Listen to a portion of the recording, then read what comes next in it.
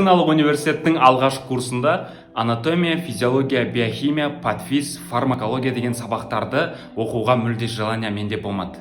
Себебі менің миым қарапайым сабақтардың, базалық сабақтардың мәнін түсінбеді.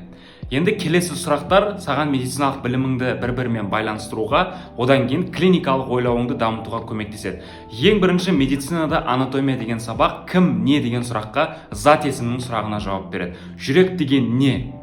Физиология деген сабақ не істеді деген сұраққа жауап береді. Мысалы, қуық не істейді?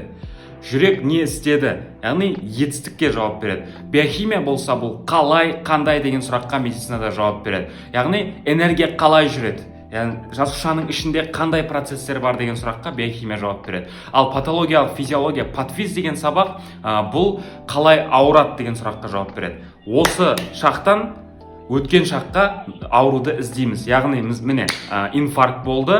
Инфаркт қалай пайда болды? Себебі, патогенез, аурудың жүру жолы, симптомы.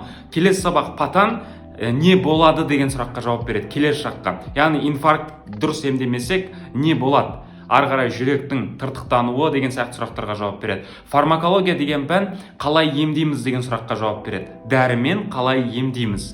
Келесі пропедевтика деген сабақ, бұл қалай зерттейміз деген. Яғни инфаркт болып жатыр, бауыр циррозы болып жатыр, аппендицит болып жатыр. Оны біз қалай зерттейміз деген сұраққа пропедевтика сабағы жауап береді. Міне осы негізгі сабақтарды түсінсең, медицинада білімің өте күшті болады. Мен 2 ай бойы жаздық медициналық мектеп жасап жатырмын, шипагерлер мектебі. Сол мектепке шақырам. Барлық ақпараттар сілтемеден өтіп маған жазсаң болады.